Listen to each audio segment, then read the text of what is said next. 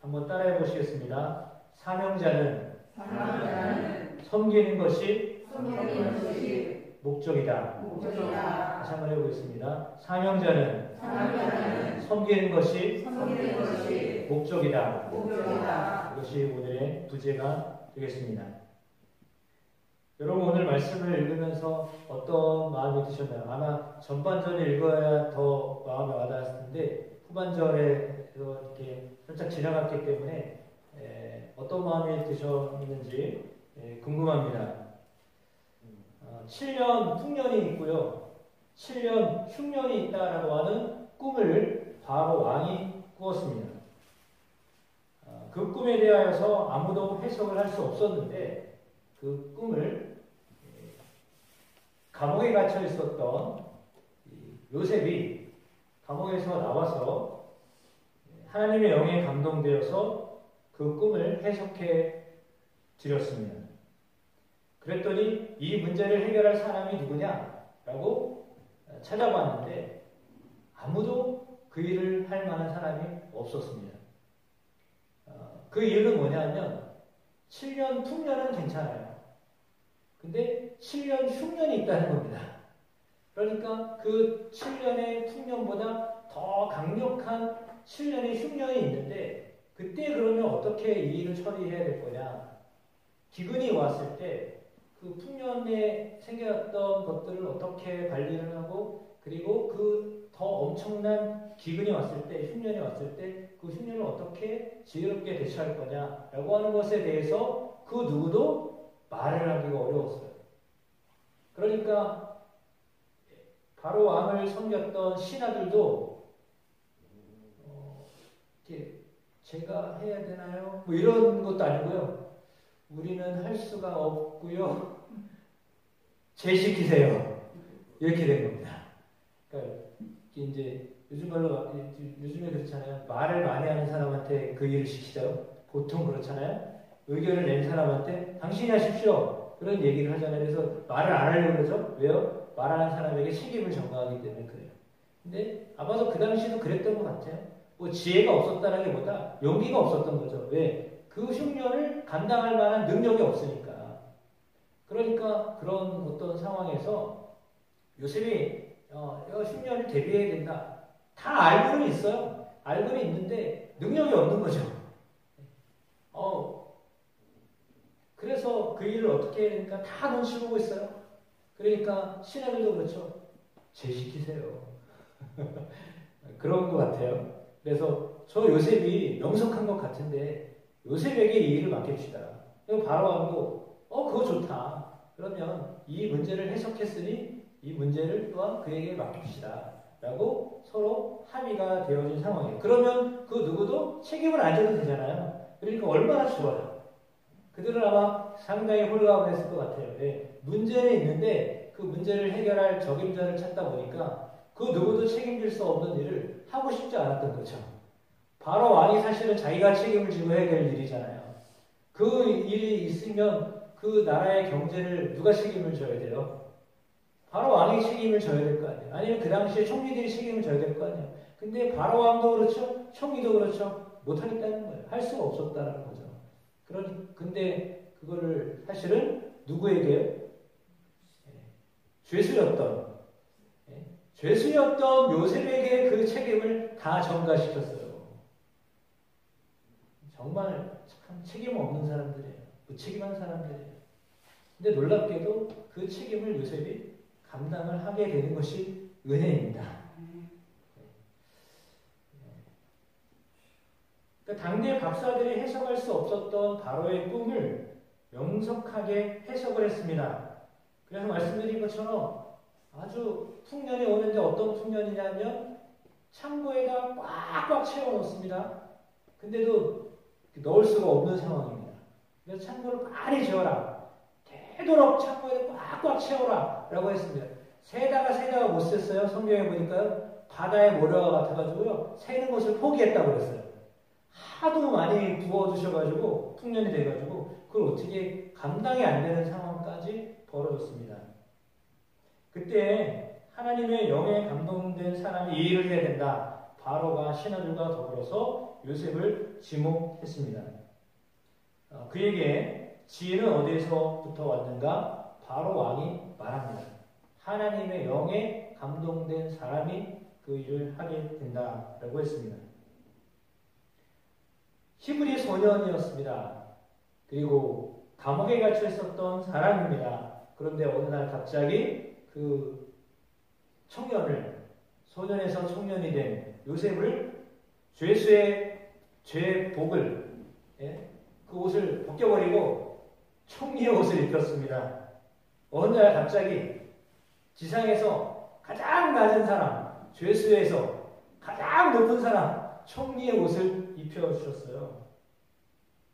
얼마나 좋았을 것 같아요. 여러분 자녀도 이런 은혜가 있기를 축복합니다. 여러분의 가정에도 이런 은혜들이 있게 되기를 축복합니다.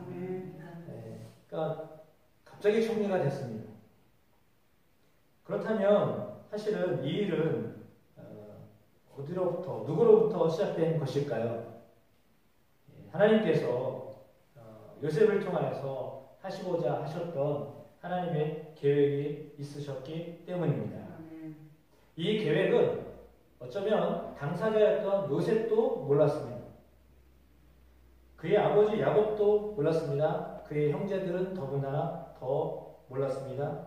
요셉은 사실은 소년 시대에 꾸었던 꿈이지만 그러나 형제들은 그런 형제들은 전혀 꿈꾸지 않았던 예상을 뛰어넘어서 하나님의 백성을 이 땅 애굽에 살아남게 하려고 하는 하나님의 놀라운 계획 때문에 이 일이 요셉에게 이루어졌습니다.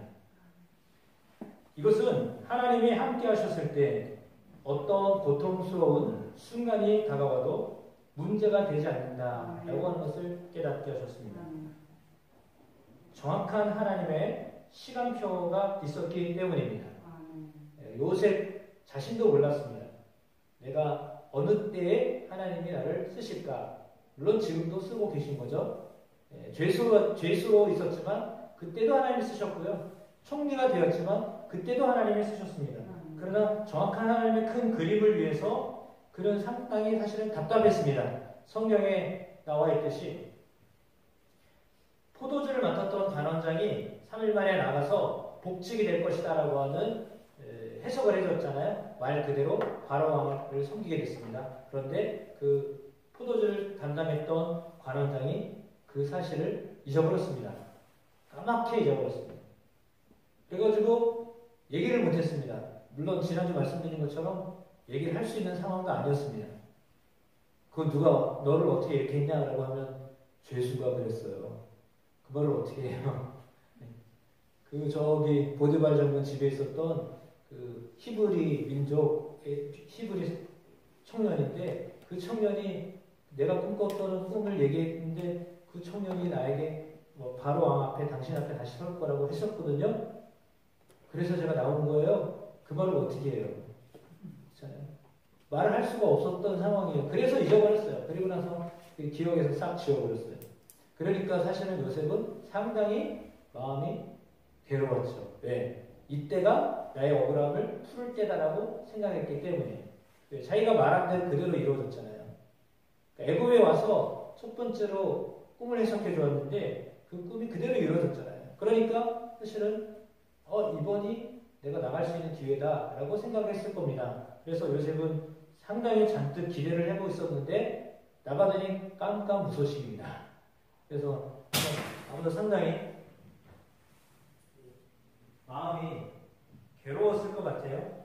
그래서 그럼에도 불구하고 시간이 흘러서 2년이 지났습니다. 그리고 나서 바로가 꿈을 꾸었을 때 그때서야 그 포도주를 담당하던 관원장이 생각이 난 거예요.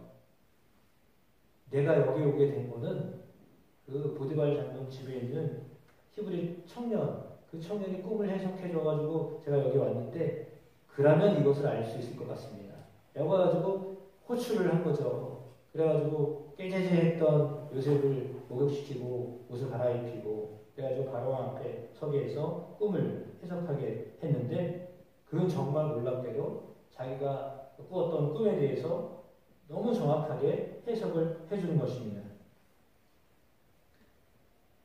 말씀드렸던 것처럼 거대한 나라에 왕도 해결할 수 없었던 것을 그는 해결할 수 있는 자라고 인정을 받게 됩니다. 그러니까 바로 왕이 말했던 것처럼 내가 너에게 도장을 주겠다. 너에게 총리 자리를 주겠다. 내가 타는 수레를 주겠다. 그래서 사람들이 다 엎드리게 했습니다. 그래서 정말로 총리로 많은 사람들에게 절을 받는 사람이 되게 하셨습니다. 저는 그곳에서 앞으로 요셉의 아버지도 요셉의 형제들도 무릎 꿇는 날이 오겠구나 라고 하는 것들을 암시하고 있는 것입니다.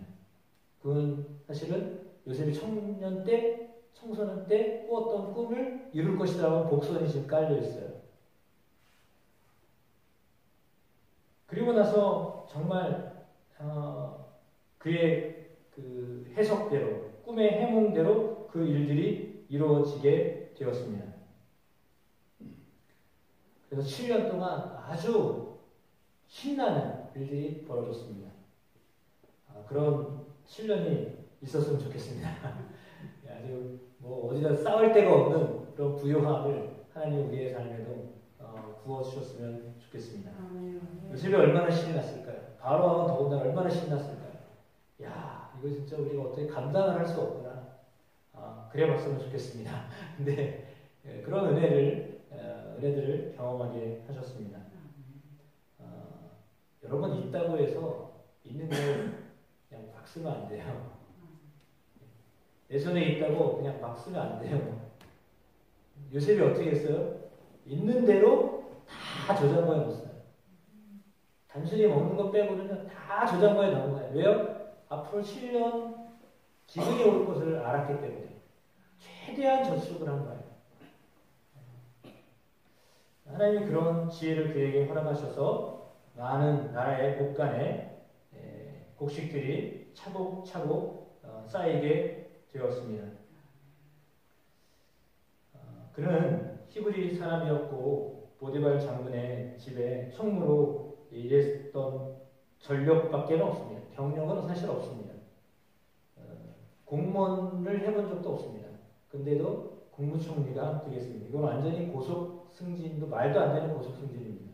이거 진짜 꾸며낸 일처럼 보여집니다. 어떻게 이런 일들이 일어날 수 있을까? 정말 TV 특종 세상에 이런 일이 거기에 벌어질 만한 일입니다. 보통 나라도 아니잖아요. 그 당시에 제일 큰 나라에 국무총리로 세웠다는 게 이게 정말 말이 되는 일인가? 동화 아닌가? 이럴 정도로 그런 일들이 벌어졌습니다. 여러분, 요셉은 실상 상당히 가난한 처지에 있었던 사람이었습니다. 종으로 산다는 것은요, 재산이 하나도 없는 상황이에요. 자기 거 하나도 없어요. 자기 주인을 위해서 살아야만 했어요. 그 열심히 했어요. 근데 결과는 누명을 쓰고 감옥에 갇히는 그런 죄인의 몸이 됐어요. 그래서 종의 옷을 입고 있다가 죄수의 옷을, 죄복을 입고 있는 사람이 됐어요. 그러나 거기서도 그는 하나도 꿀리지 않았어요. 변함이 없었어요. 내가 종이든 내가 죄수이든 문제가 없다. 왜? 자기는 떳떳했기 때문에. 왜? 억울해서 그렇게 된 거지 자기의 어떤 잘못이 있었기 때문이 아니니까 환경 때문에 그렇게 비굴하지 않았어요. 그래서 그는 주어졌던 자리에서 정말 최선을 다했습니다. 왜냐하면 여기도 하나님이 함께 하신다 라고 하는 믿음이 있었기 때문입니다. 그러니까 그의 상황은 사실은 정말 비천에 처하는 상황이었어요. 바울이 고백한 것처럼 나는 비천에 처할 줄도 알고 부여에 처할 줄도 알고 배고픔에 처할 줄도 알고 배부림에 처할 줄도 아는 일체의 비결을 배웠다. 그래서 나는 모든 것을 할 수 있다 라고 고백하듯이 요셉이 그런 사람이었습니다.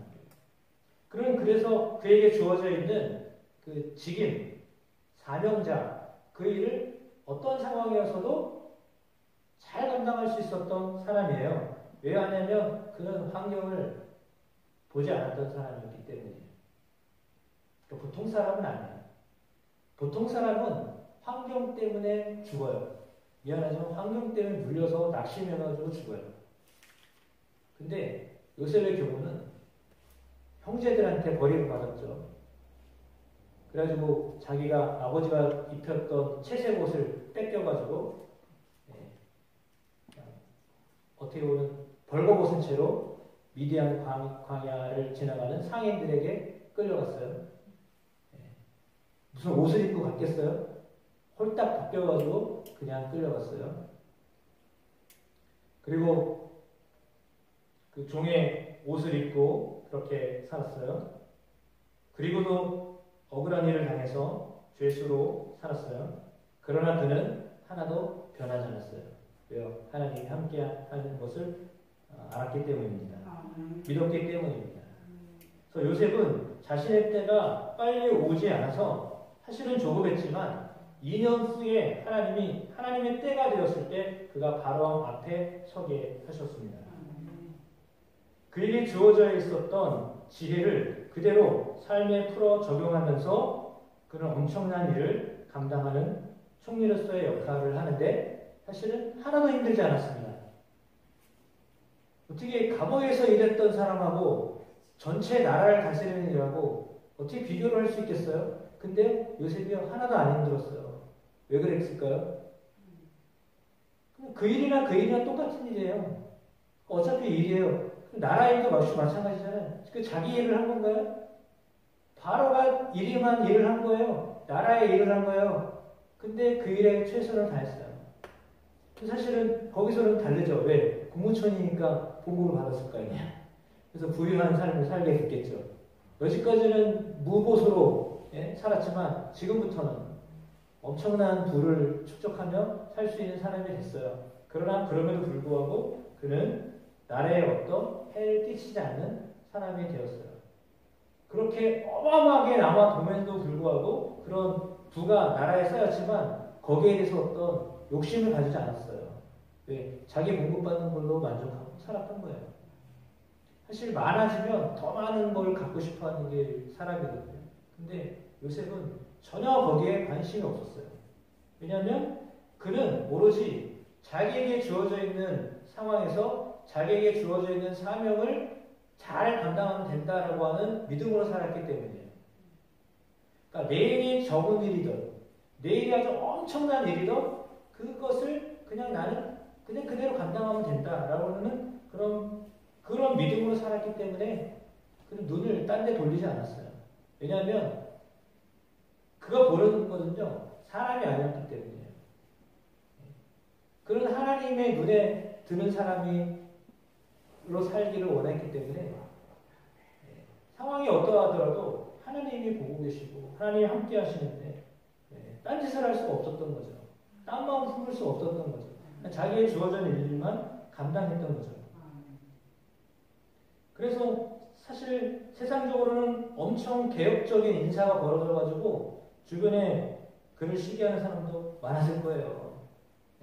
어떻게 저런 사람을 믿고 우리 바로왕이 미쳤지. 지금 우리나라를 어떻게 만들려 저렇게 하냐. 그런 왜 소리는 안 들었겠어요? 근데 참으로 하나님은요 그들을 애국을 다스리는 제2인자가 되게 하셨습니다. 놀라운 반전을 일으켜 주셨습니다. 더 놀라운 것은요 소년 시절 꿈꾸었던 꿈 이야기가 현실이 되어서 모든 사람들이 요셉을 향하여서 절을 하게 되었다라고 하는 것입니다. 그래서 말씀을 드리는 것처럼 이 모든 사람은 자기 아버지도 속하고 자기 형제들도 포함되는 일이었습니다. 정말 그의 말대로 풍년이 있었고 흉년이 있었습니다. 근데 그 흉년 전에 그가 결혼을 하게 되었습니다. 제사장의 딸을 아내로 맞이했습니다. 제사장은 상당히 고급 신분이에요. 그 당시에 제사장은 상당히 높은 직위에 있는 사람이에요. 더군다나 바로 왕이 섬기는 신을 섬기는 제사장이에요. 그러면 또 거의 뭐 이렇게 비슷한 어떤 직급이에요. 요즘의 목사와 같은 직위가 아니라 어마어마한 직위를 가진 사람의 딸을 자기 아내로 맞이할 수 있는 기회를 주었어요.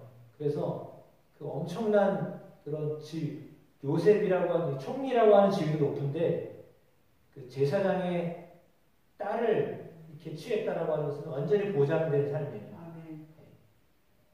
어떻게 보면 세상적으로 비교할 수 없는 그런 지위를 얻은 사람이 된 거예요. 권력을 얻은 사람이 된 거죠. 그러니까 종교적으로도 그렇고 정치적으로도 그렇고 경제적으로도 그렇고 아주 막강한 권력을 가진 사람이 된 거죠. 그러면 사실은 바로 왕 입장에서는 어떤 마음이 들었을까요? 저 요셉이 하나님을 섬기는 게 아니라 내가 믿는 신을 섬겼으면 좋겠다. 그런 계획이 있었던 거예요. 자기들이 믿는 신이 우리를 도왔다라고 해야 백성들이 마음이 바로 왕에게 갈 거 아니에요. 근데 이 요셉이 그 제사장의 딸을 아내로 맞이했는데 사실 여자들이 믿는 신을 따라가기가 쉬워요. 대부분 여자들이 믿고 있는 그 신을 따라가기가 쉽거든요. 그러면 요셉의 경우에도 흔들릴 수 있는 그런 사실은 안 좋은 조건이, 외형적으로는 좋은 조건이죠. 예, 높은 지위를 얻을 수 있는 기회였기 때문에. 그러나 내적으로 볼 때, 영적으로 볼 때는 사실은 위기였어요. 왜? 다른 신을 섬기는, 태양신을 섬기는 제사장의 딸을 모셨다라고 하는 것은 너도 이제 앞으로 태양신 앞으로 나와야 돼 라고 하는 암묵적인 사인이에요. 그러니까 너도 종교를 바꿔라. 너 여지껏 하나님 섬겨왔지만 이제부터는 오늘 섬기는 사람이 되어야 된다라고 사실은 어쩌면 암묵적으로 협박한 거랑 마찬가지예요. 너 그렇게 살아야 돼 라고 한 건데 전혀 요동하지 않았어요. 그 정도 지위를 얻고 그걸 유지하려면 종교를 바꿀 만도 해요. 그렇잖아요. 권력이 최고지 뭐 종교가 그 당시에 무슨 종교가 필요하다고 생각하겠어요? 정치인이었다면. 정치인이라고 생각하면 불교에서 투표 많이 해준다고 그러면 불교로 가요. 천주교가 많이 밀어준다고 그러면 천주교로 간단 말이에요. 왜? 자기 권력을 계속 유지하려니까 표 주는 사람한테 가잖아요. 그렇게 될 수밖에 없는 상황이에요. 그러면 사실은 그때 제사장의 딸을 자기 아내로 이렇게 맞이하게 됐다라고 하는 것은 제사장 밑으로 들어가서 그 신을 섬기는 자가 되어야 된다라고 하는 그런 위기였어요. 근데 아들 둘을 낳았거든요. 근데 아들 둘의 이름이 므낫세와 에브라임이에요. 므낫세의 이름 뭐예요? 과거의 모든 고난을 하나님이 다 잊게 하셨다라고 하는 이름이에요. 누가? 하나님. 두 번째 아들의 이름 에브라임이에요. 하나님이 번성하게 하셨다. 두 배의 축복을 주셨다라고 하는 이름이에요. 그 이름 앞에는 다 하나님이 개입되어 있어요. 그럼 뭐냐면 자신의 이름을 하나님의 이름이 들어가 있는, 하나님의 뜻이 들어가 있는 이름을 지었다라는 것은 뭐죠? 여전히 그는 하나님을 섬기는 사람이었다. 하나님을 섬기는 사람으로 살고 있다라고 하는 것을 반증해 주는 거예요. 근데 그 일이 언제요? 흉년에 들기 전에 일어났어요. 아주 좋을 때, 아주 풍년이 들어가지고 주가가 상당히 높았을 때, 사람들이 다 바로가 아니라 요셉 외치고 있었을 때 그 높은 위치에서 직위를 얻고 모든 걸 다 얻은 사람이 된 거가 됐잖아요. 근데 그 모든 것을 다 얻었어도 그는 하나님을 놓치지 않았어요. 그게 요셉의 위대한 거예요. 세상적으로 다 얻었어요. 정치적으로도 얻었어요. 경제적으로 얻었어요. 종교적으로 얻을 수 있는 기회였어요. 근데도 불구하고 그는 여전히 보이지 않는 하나님을 의뢰하면서 살았다라고 하는 거예요. 여러분은 사실 뭐를 의지하고 사시나요? 뭐를 얻기를 원하고 사시나요? 요새처럼 사실은 아무것도 없던 사람이에요. 죄수로 자기의 무슨 재산이 있었겠어요? 종으로 뭐가 있었어요? 아무것도 없던 사람이에요. 근데 갑자기 총리가 돼가지고요. 부유한 삶을 살기 시작했는데 7년 동안 풍년이 되었을 때 그를 얼마나 대우를 잘해줬을 거예요. 그렇지 않나요? 그러면 사실은 세상에서 바로가 실제적으로 자기가 입으로 말한 것처럼 야 나는 그냥 단순히 왕이야. 네가 실권을 가지고 있다. 라고 할 정도로 모든 걸 다 위임했어요. 그러면 요셉은 사실은 최고예요. 애굽에서 최고의 사람이에요. 그러면 그는 마음만 먹으면 진짜 세상적으로 끝내주는 삶을 살 수 있었어요. 뭐 말하기도 부끄럽지만 우리나라 대통령들이 뭐 비자금 만들어가지고 뭐 어떻게 하고 이런 거하고는 거리가 멀어요. 진짜 거리가 멀어요.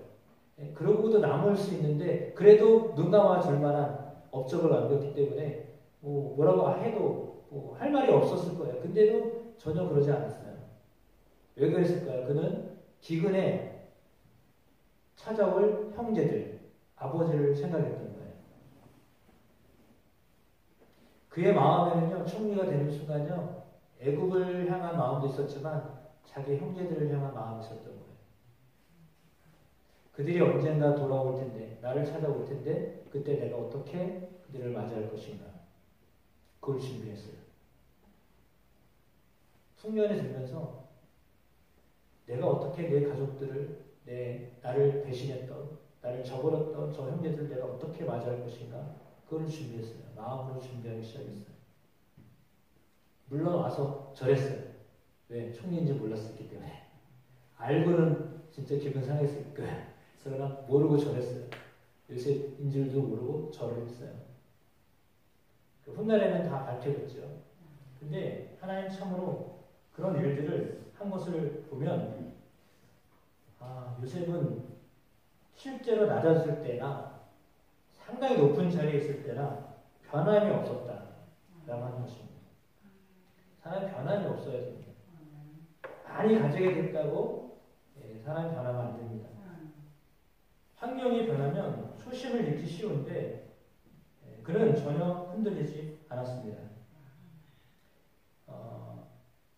여러분 가장 큰 은혜는요. 낮은 자리에 있다가 아무것도 없었다가 국무총리가 됐다는 게 아니에요. 재산이 없었던 사람이 재산을 축적할 수 있는 사람이 됐다라고 하는 게 아니에요. 가장 큰 은혜는 뭐냐면요. 겸손하게 하나님 앞에 무릎 꿇는 삶을 살았다는 거예요. 어떤 상황에도. 그게 중요한 거예요. 형제들에게 배신당하고 물없는 웅덩이에 빠져서 주님을 향하여 건져주기를 간절히 구할 때부터 그리고 지금 제2인자가 돼서 멸실공이 바로 왕과 같은 그런 사람이 도장관이 있으니까 왕이랑 마찬가지예요. 그럼에도 불구하고 그는 여전히 주님을 바라보며 살았습니다. 은혜가 무엇입니까? 좋은 환경이 되었다라고 하는 것이 은혜가 아닙니다. 애굽의 총리가 된 것이 은혜가 아닙니다. 어렸을 적 꿈을 이룬 것이 은혜입니까? 아닙니다. 외형적으로는 그렇습니다. 국무총리가 된 건 은혜죠. 말할 수 없는 은혜죠. 꾸었던 꿈대로 되어진 거, 형제들이 자기를 향하여 엎드려 절하게 된 거, 이건 은혜죠. 그러나 사실 더 은혜는 뭐냐면 그는 그것을 위해서 노력을 하나도 안 했다는 거예요. 그 꿈이 이루어지도록 하기 위해서 일부러 개인적인 어떤 의도를 가지고 그 자리를 만든 게 아니라는 거예요. 그러니까 어떤 개인이 어떤 뚜렷한 목적을 향하여서 내가 이 위치에 서야 되겠다라고 해서 그렇게 삶을 만들지 않았어요. 그는요, 주어져 있는 정말 안 좋은 환경이잖아요. 배신당한 환경, 종의 환경, 죄인의 환경, 정말 안 좋은 환경이잖아요. 그럼에도 불구하고 그는 정말 찢어지게 가난의 삶도 살았고 형제들에게 버림받는 깊은 상처도 겪었고 자신을 기억해줘야 될 그 관원장이 자신을 잊어버리는 아쉬운 마음도 있었지만 그의 삶의 그 반전이 되어졌었던 것, 그것은 여전히 그는 하나님 앞에서 자신에게 주어져 있었던 사명을 감당하고 있었기 때문입니다. 그러니까 주어진 사명 외에는 그는 물질에도 관심을 갖지 않았어요. 권력에도 관심을 갖지 않았어요. 당연히 내게 주어져 있는 사명, 그걸 올인하며 살았다는 거예요. 어떻게 보면 세상에서 미련한 사람처럼 보여요.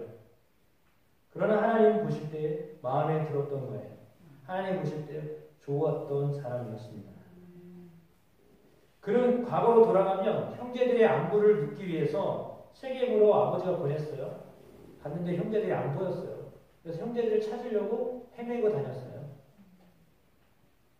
형 안 보이는데요? 그냥 돌아갈 수도 있어요. 근데 아버지가 그에게 맡겼던 사명이 뭐예요? 형제들의 안부를 알아와라 라고 하는 거였어요. 그러면 사실은 형제들을 만나야 그걸 알 거 아니에요.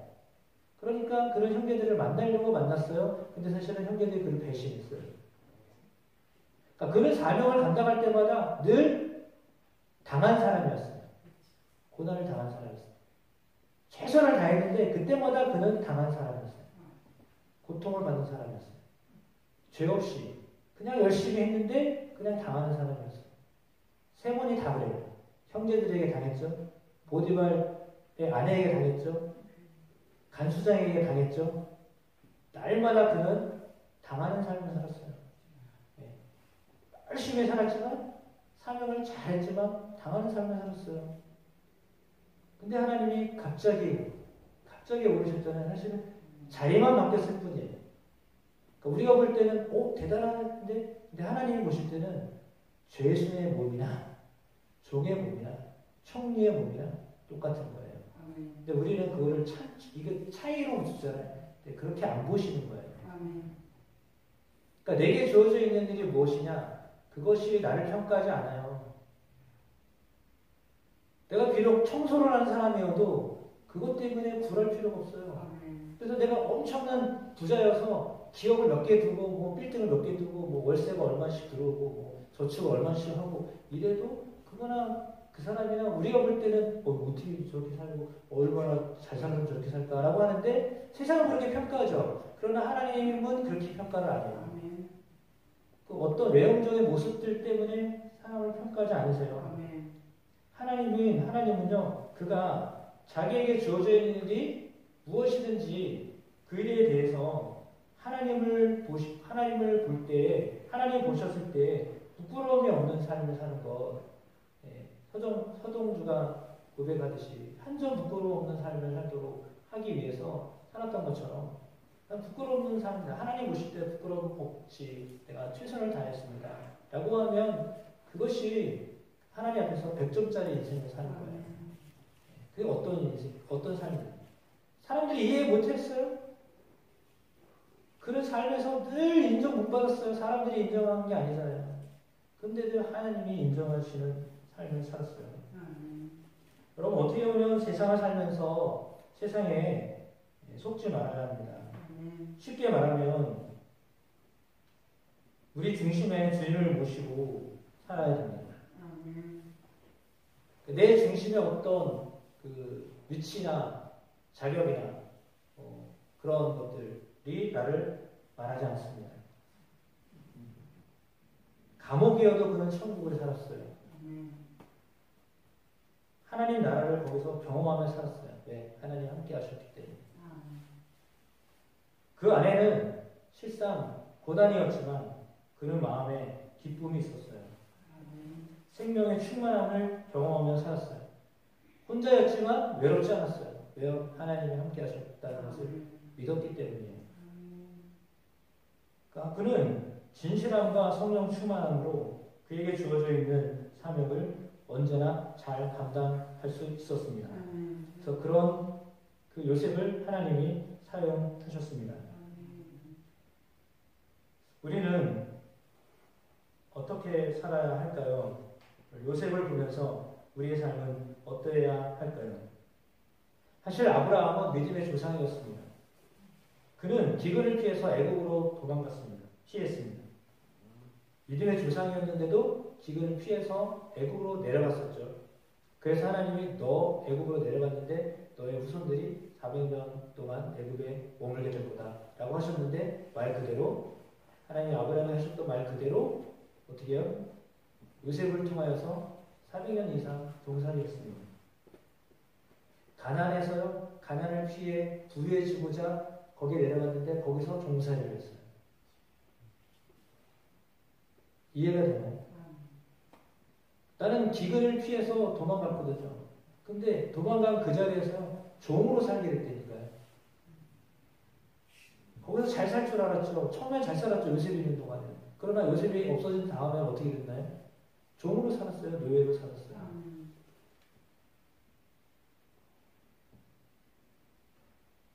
그러니까 어떻게 보면 그러나 요셉은 어떤 사람이었나요? 기근이 왔잖아요. 근데 그 기근을 이기는 사람이 됐어요.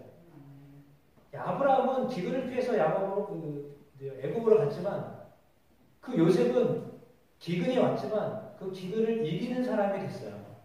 기근을 어떻게 대처해야 될지를 하나님이 요셉을 통해서 역사하셨어요. 그에게는 부족함이 없었어요. 이해가 되시나요? 기근이 들었는데 그는 부족함이 없었다니까요. 다 어려운데 요셉은 어렵지가 않았어요. 희한하죠? 남들이 다 와서 꿔가는 상황이 됐어요. 기근이 들었으니까. 요셉의 관리하는 저장부에서 다 빌려야만 했어요. 다 돈 주고, 백성들이 다 돈 주고 빌려갔어요. 다 돈 주고 가져갔어요. 그런 삶이 됐어요. 물론 자기 건 아니지만. 하나님이 함께 하시니까 사실은 그 기근 때문에 요셉은 복을 받았어요. 왜? 형제들을 만나게 됐기 때문에. 그러니까 상황으로 볼 때 기근은 악조건이에요. 그런데 요셉에게는요, 기회였어요. 축복의 시간이었어요. 좋은 환경에 놓인 자신을 과시할 수도 있었지만 그는 겸손하게 주님 앞에 무릎을 꿇고 지혜를 구하며 사는 인생의 성공자가 되었습니다. 여러분, 우리가 예수님을 모시고 하나님을 모시고 영적인 각도로 살아야 합니다. 주 안에 있는 나에게 딴 근심이 있으랴 나 여호와로 즐거워하리. 찬양이 나와야 합니다. 어려워도 이 찬양이 나와야 합니다. 사실 저도 환경을 바꾸려고 노력한 사람입니다. 근데 이제 깨닫습니다. 환경을 바꿀 게 아니라 내 마음을 바꿔야 되겠구나. 내가 주님을 바라보는 내 마음을 바꿔야 되겠구나. 열악한 환경 속에서도 역사하시는 하나님을 경험해야 합니다. 그게 진짜 하나님을 믿는 사람의 모습이에요. 그러니까 아주 어려울 때에도 하나님을 경험해야 되고요. 진짜 좋을 때도 하나님을 경험하고 있어야 돼요. 진짜 좋을 때 세상 속으로 나가는 게 아니라 진짜 좋을 때도 하나님 역사하고 계시다는 것을 고백할 수 있어야 돼요. 진짜 어려워도 그 속에도 하나님이 살아서 역사하신다는 것을 알아야 돼요. 그걸 고백할 줄 알아야 돼요. 그래서 어떤 상황에서도요, 하나님을 고백할 수 있어야 돼요. 중요한 건 뭐냐면 그는 그때마다 자신의 삶이 섬기는 사명을 감당하는 삶이었다라고 하는 겁니다. 요셉은 자기의 어떤 유익을 위해서 살지 않았어요. 위치 자체가 그랬어요. 종이 어떻게 자기를 위해 살겠어요? 죄인이 어떻게 자기를 위해 살겠어요? 국무총리가 어떻게 자기를 위해 살겠어요? 나라를 위해 살도록 하나님 그렇게 부르셨던 거죠. 그러니까 기근 가운데에도 많은 사람을 먹이는 지혜로운 그런 나누는 삶을 살게 하셨습니다. 실상 그가 꾸었던 꿈, 저라는 꿈이었지만 실상은 그들을 섬기는 꿈이었습니다. 요셉은 양식으로 섬겼습니다. 바로에게 허락받아 토지와 가축을 키우며 살게 하였습니다. 그러면 나는 무엇을 축적할 수 있을까요? 질문입니다. 요셉은 축적했잖아요. 자기에게 주어진 것들을 축적했어요. 왜 축적했죠? 내가 앞으로 어떻게 살까를 위해서가 아니라 누군가 내가 축적해 놓은 것을 함께 나눌 일이 올 거다. 그 시간이 올 거다라고 믿었기 때문에 저축을 한 거예요. 그 저축은 자기의 앞날을 위해서 한 게 아니라요. 이 저축한 것을 통해서 누군가 혜택을 받을 것이다. 특별히 자기 가족이 오게 될 걸 알았기 때문에 그걸 준비한 거잖아요. 배신 때린 형제들에게 줄 게 뭐가 있어요? 속된 말로 말하면 나를 배신하고 이렇게 고생시켰는데 와서 직사에 고생해라 이렇게 해도 화가 안 풀리지. 근데 그게 아니라 그들이 최고로 좋은 토지를 바로 왕에게 말해요. 거기서 살게. 가축을 키우게. 왕이 키우는 가축을 키우게. 복수가 아니라요. 엄청난 축복을 해줘요. 자기를 배신한 형제들에게 어마어마한 축복을 해줘요. 그 자리로 이끌어줘요. 그게 인생의 성공자예요. 어떻게 그런 삶을 살게 되었느냐? 그것은 그는 하나님을 붙드는 믿음으로 살았기 때문입니다. 내게 어떤 것을 누릴 수 있는 은혜를 주셨다면 그것은 섬기기 위해서 주신 거예요. 여러분 그걸 기억하셔야 돼요. 섬기기 위해서 넘치게 하시는 거예요. 여러분에게 무엇이 남아있나요? 무엇이 뭔가 남아있다. 네. 띄어서 남을 위해서 쓸 수 있는 뭔가가 있다라고 한다면 사실은 그것은 하나님이 그걸 원하시는 거예요. 그걸 아셔야 돼요. 그러나 그것이 없어도 우리에게는 남는 게 있어요. 궁금하지 않으세요? 난 재산도 없는데요. 난 집도 없는데요. 나는 명예도 없는데요. 난 지위도 없는데요. 난 공부도 안 했는데요. 내가 뭐가 있다고요? 내가 뭐가 남아가지고 내가 뭘 어떻게 한다고요? 여러분에게 세상에서 줄 수 없는 예수의 이름이 있어요. 세상이 비교되지 않는 예수의 능력이 있어요. 이거는 남는 거예요. 쓸수록 남아요. 쓸수록 모자라지는 게 아니라요. 너무 신기하게도요. 예수의 능력, 예수의 이름은요. 쓰면 쓸수록 남아요. 하나님 그걸 우리에게 주셨어요. 베드로와 요한이 성전 미문에 앉았던 안진뱅이를 향하여서 내게는 은도 없고 금도 없다. 그러나 내게 있는 것으로 내게 명하노니 나사렛 예수 이름으로 일어나 걸어라. 돈도 없어요. 그러나 그들에게는 예수의 이름이 있었어요. 예수의 능력이 있었어요. 내게 있는 것, 내게 넘쳐나는 것. 여러분의 예수의 이름, 예수의 능력이 흐르고 있거든요. 그거를 나누시면 돼요. 그러면 하나님이 그걸 통하여서 사람을 세우십니다. 결국 요셉을 통해서 하나님 하셨던 것은 민족을 세우기 위해서 요셉을 고난 가운데 있게 하셨던 거예요. 그 고난을 통과한 다음에 민족이 되게 하셨어요. 백성이 되게 하셨어요. 하나님 나라에. 그러니까 그 일을 저와 여러분들이 하도록 하나님 우리를 부르셨어요. 여러분에게 예수의 이름이 있잖아요. 그 예수의 이름은 능력이에요. 그 능력은 쓰면 쓸수록 강해져요. 그냥 가지고 계시면 안 되고요. 쓰셔야 돼요. 돈도 마찬가지잖아요. 가지고 있으면 뭐예요? 쓰는 게 효력이 있는 거예요. 예수의 이름도 쓰셔야 돼요. 예수의 이름으로 기도하시고 예수의 이름으로 병자들 위해서 기도하시고 예수의 이름으로 하나님을 향하여 기도하고 그러면 예수의 이름이 일하요. 하나님이 일하셔요. 그러시면 하나님이 우리가 사람을 섬기는 일을, 사람을 세우는 일을 위해서 쓰임받는 삶을 살게 하실 거예요. 그럼 이 시대에 여러분이 요셉이에요. 총리는 아니어도 그런 직급이 없어도 하나님이 오늘날 요셉과 같이 영적인 갑부로 쓰시는 거예요. 그거는 돈 들어가는 일이 아니잖아요.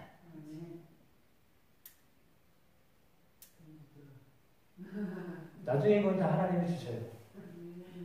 쓰고자 할 때 하나님이 주세요. 그걸 믿으셔야 돼요. 쓰고자 할 때 하나님이 쓰게 하셔요.